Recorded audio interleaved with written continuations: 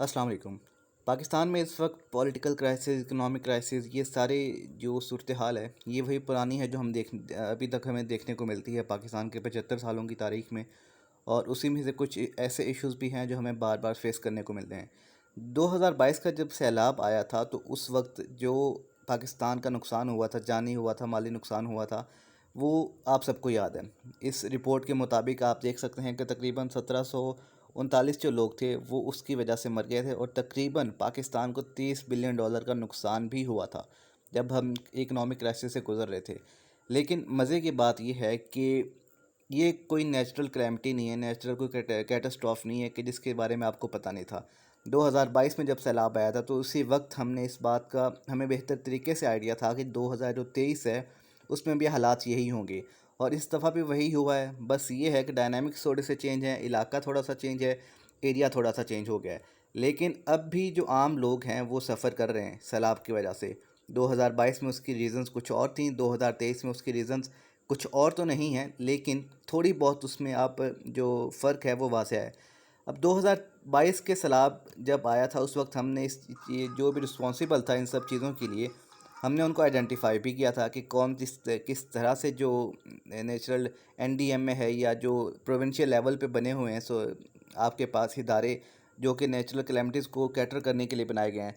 लेकिन इस सब के बावजूद यहाँ पर ये चीज़ें इसलिए होती हैं क्योंकि एक प्लान नहीं होता, क्योंकि एक आम आदमी की जो ज़िंदगी है वो यहाँ पे उस तरह से मायने रखती नहीं है। पाकिस्तान में सैलाब आते रहते हैं, पाकिस्तान में ट्रेन के एक्सीडेंट्स भी होते हैं, पाकिस्तान में बसेस के एक्सीडेंट्स भी होते हैं। मतलब जो भी एक आम आदमी के लिए चीज़ें हैं वो सब आप समझ लें कि नुकसान पे हैं, वो सब यहाँ पे तबाह बर्बाद होती हैं, और उसके लिए कोई प्लानिंग आपके पास नहीं होती। अभी जो सैलाब आया है जिस की वजह से तकरीबन 1 लाख से ज़्यादा जो लोग हैं उनको डिस्प्लेस होना पड़ा है अपने अपने इलाकों से, क्योंकि वहाँ पर जो पानी है वो इस हद तक घरों तक पहुँच चुका है। वो आप समझ लें कि फ़सलें सारी तबाह हो चुकी हैं, उसकी रिपोर्ट्स आपको देखने को मिल रही हैं। लेकिन मसला क्या है? मसला ये है कि एक बार फिर से ये जब इवेंट ख़त्म होगा, इवेंट ही कह सकते हैं हमारे यहाँ तो, क्योंकि ये रोज़मर्रा की कहानियाँ बन चुकी हैं अब तो, और इस पर कोई ख़्याल भी नहीं करता। अब जब ये एक तरह से कहानी ख़त्म होगी, फिर अगले साल कोई एक और नई कहानी शुरू हो जाएगी, और फिर उस पर हम थोड़ी देर के लिए रोएंगे, और फिर दोबारा वही सिलसिला शुरू हो जाएगा। अब मसला तो ये है कि जब आपके पास 2022 में सैलाब आए थे तो 2023 के लिए आपको पहले से तैयार रहना चाहिए।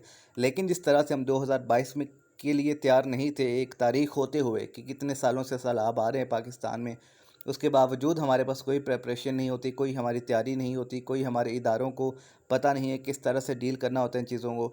जब आपके पास सैलाब आ गए हैं तो आप कश्तियाँ लेकर पहुंच जाते हैं, लेकिन कश्तियाँ लेकर पहुंचने की नौबत ही क्यों आती है, इस बात पर कभी गौर नहीं किया जाता। इसलिए बेहतर ये है कि आप एक हिकमत अमली के तहत ये चीज़ें, जब आपको पता था कि भारत ने दरिया सतलुज में पानी छोड़ना है, ओकाड़ा, कसूर, बहावल नगर, विहाड़ी, ये इलाके जब उसके ज़रिए आप आएंगे तो ये गवर्नमेंट की रिस्पॉन्सिबिलिटीज़ थी। ये जो लोकल एडमिनिस्ट्रेशन थी वहाँ की, जो डीसीज़ हैं, एसीज़ हैं, उनकी रिस्पॉन्सिबिलिटी थी कि पहले से ये ऐसा प्लान करते कि किस तरह से इसको हम कंट्रोल कर सकते हैं। पहले से वहाँ पे बाउंड्री वॉल्स बनाई जाती ताकि फसलें बचती। पहले से कोई इस तरह के नहरी, जो बहुत से ऐसे इलाके हमारे अपने गांव में एक वो नहर टाइप जो होती है, सेम नाला जो भी है, उसको आप कनेक्ट करें अपने नहरों के साथ, दरियाओं के साथ, एक तरह से आप एक फ़्लो बनाएं। कितना ही मुश्किल है आपके लिए कि आप दरियाओं से आगे नहरें बनाएं, नहरों से आगे वो सेम नाले बनाएं, और इस तरह से पानी का फ़्लो एक मेंटेन करें। लेकिन आपने करना नहीं है, क्योंकि उसमें मेहनत लगती है, उसमें आपके रिसोर्सेज लगेंगे, और उसमें जो आपके करप्शन के कह सकते हैं कि मार्जिन है वो कम है। इसकी वजह से ये चीज़ें हो नहीं पाती। हालांकि ये इतना मुश्किल काम ही नहीं है कि जब आपको पता है कि आपके पास इतना ज़्यादा पानी आएगा तो आपने उसको उसको किस तरह से कैटर करना है। लेकिन इस सब के बावजूद पता होते हुए फिर आपको ये बताया जाता है कि एक नेचुरल कैलेमिटी है, ये एक अल्लाह की तरफ से अज़ाब आप पर नाजिल किया गया है।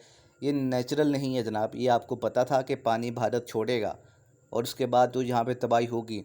और अब जो तबाही हो रही है उसके बाद हमने जब 2022 में वीडियो बनाई थी उसमें भी ये चीज़ मेंशन की थी कि जिसकी आफ्टर इफ़ेक्ट्स हैं वो वही लोग सफ़र करेंगे। गवर्नमेंट की तरफ से कोई सपोर्ट नहीं मिलेगी, कोई वक्ती तौर पर आपको चेक्स भी दे देंगे, वक्ती तौर पर आपको रिलीफ कैंप्स दे देंगे, लेकिन वो घर, वो माल मवेशी, वो फसलें जो तबाह हुई हैं उनका अजाला कोई कैसे ही दे सकता है। जो जाने इंसानी जानें ज़ाया हुई हैं उनका क्या ही कंपनसेशन आप दे सकते हैं लोगों को।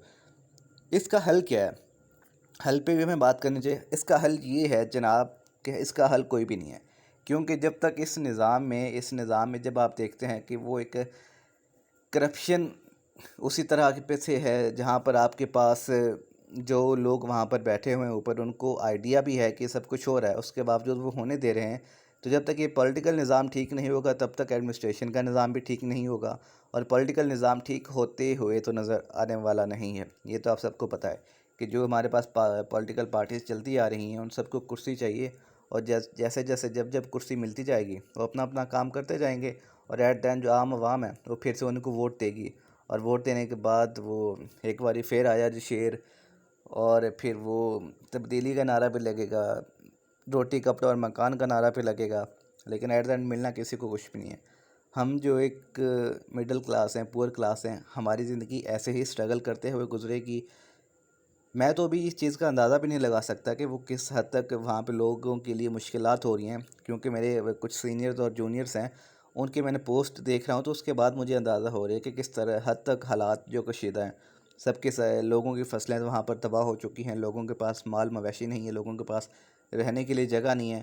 اور اس ساری سچویشن میں آپ کے ہاں دیکھ لیں، آپ کے پولیٹیکل جو فگرز ہیں، آپ کی پولیٹیکل جو پارٹیز ہیں، وہ مصروف ہیں اپنی اپنی کھینچا تانی میں. ان کو اپنی کرسی کی فکر ہے، وہ سب ایک دوسرے سے دست و گریباں ہیں، وہ سب ایک دوسرے پہ تانا سازی کر رہے ہیں، ایک دوسرے کو بلیم گیم چل رہی ہے ان کی آن ہے. کسی کو فکر نہیں ہے کہ پنجاب میں کیا ہو رہا ہے، یہاں پہ جو سیلاب آ رہے ہیں اس کی وجہ سے کیا ہوگا، اس کے آفٹر ایفیکٹس کیا ہوں گے، اس کے لیے کیا پالیسی ہونی چاہیے، آئندہ سال جب سیلاب آئے گا تو پھر اس کی کیا پالیسی ہونی چاہیے.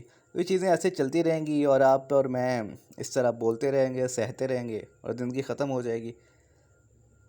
اللہ حافظ سر.